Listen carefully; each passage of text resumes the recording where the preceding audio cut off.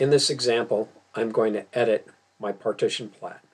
The first thing I'm going to do is make sure all the features I want to see are visible, that I can select the features I want to select, in this case Taxlot lines, points, taxlots.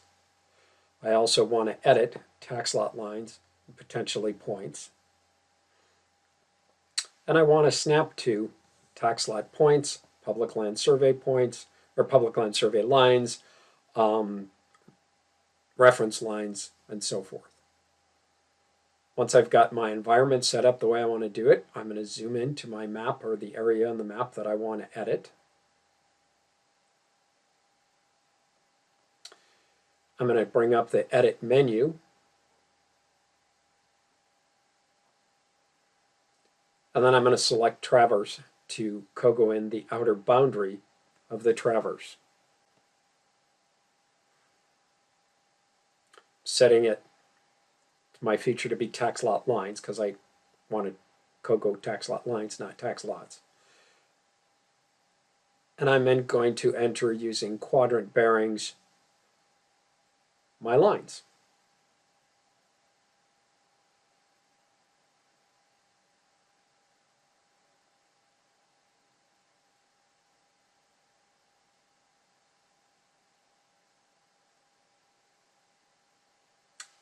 Obviously, I'm just making a simple box. One, I'm lousy at entering CoGo, and two, once you get into the Traverse command, you can figure out how to use it on your own.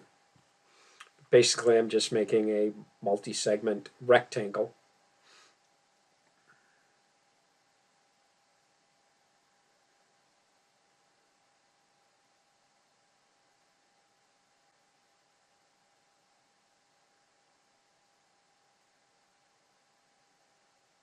And it's always nice to demonstrate how much I backspace, which is normal, nothing to do with the software.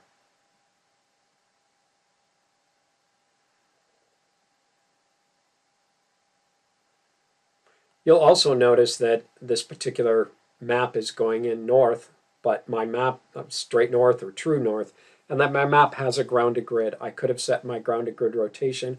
I have elected not to do that. I'm going to rotate my map in at a later time and swing it into the map. But I could have done the grounded grid rotation and it would have set that up for me automatically.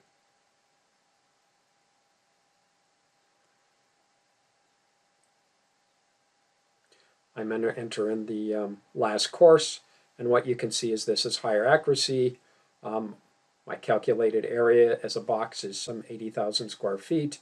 What I didn't do is check my closure tolerance. It was set at 1 foot. I could have set it much, much smaller, but this demonstrates how you can do that. At this point, my traverse is done. I can close it.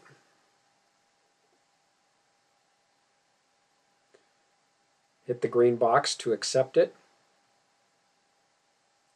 Close the tool. My boundary is now there, and I'm ready to proceed.